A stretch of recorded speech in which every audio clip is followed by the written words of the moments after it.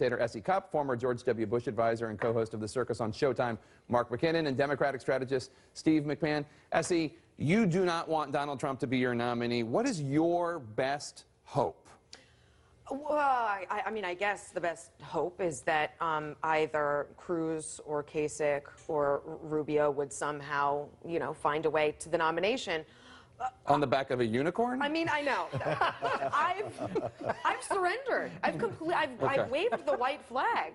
What I don't understand, though, Jake, is, and you know this better than anyone, we were able to find all of Romney's Bain victims, right? Yeah. We were able to find Carly Fiorina's HP victims. Where are the victims of Trump University and Trump Mortgage? And, I mean, this guy has got Rubio to has some ads out there. Wake of carnage in his back. I just don't know why that hasn't been more of a story to put a face to the policies that Trump would have in the White House. Now, Mark, there are some Republicans like Bill Bennett and others who are starting to say, look, this can be the way that we can win the White House with Donald Trump. We've been trying to get white working class voters to join our party more. Take a look at some of the turnout numbers for Democrats and Republicans this primary cycle so far.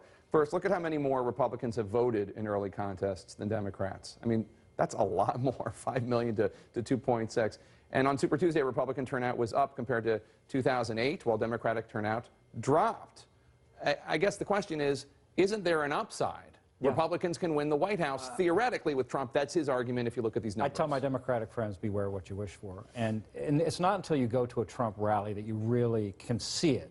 Because it's not just, what you typically might think would be Trump voters, but it's young people, lots of millennials out there, but also a whole lot of white blue-collar men. Mm-hmm. It's definitely the Reagan Democrat coalition.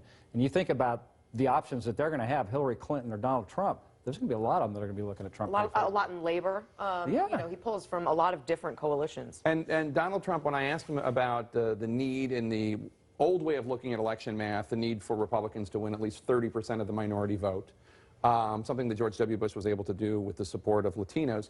And Trump's answer was, in addition to the fact that he will get some more minority vote than people think, was that he's going to make states like Michigan, Pennsylvania, Ohio competitive. Steve, are you at all worried about that?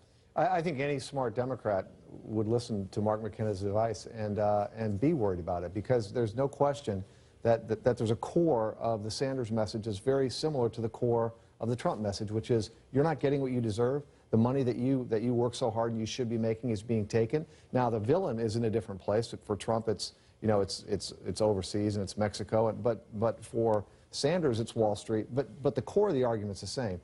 And Bill Clinton understands that Donald Trump would not be an easy general election opponent. Democrats who have watched the partisanship in this country and seen the last 3 presidential campaigns or more know that this thing is going to be very close either way. And he is unpredictable, which makes him actually harder to run against, because he'll say and do things that you can only imagine. And even after you imagine them, you think, nobody would say or do those things, and then he does. So and it helps him. Mm-hmm. Well, usually, but so far it's helped him with some. But the general election is going to be, I think, a little bit more challenging in that respect. Mm-hmm. Do you think, Mark, that as Mitt Romney said today, the interview I had with Trump on Sunday, in which he struggled to condemn the KKK, although he has subsequently done so, do you think that that's going to be replayed by Democrats over and over and over? Yeah, to some extent, although I think that, thanks to your show, I think that message got out pretty widely. Don't waste the money. Yeah. I think most Americans have heard that message, and to the extent that it bothers people, it's kind of baked into it.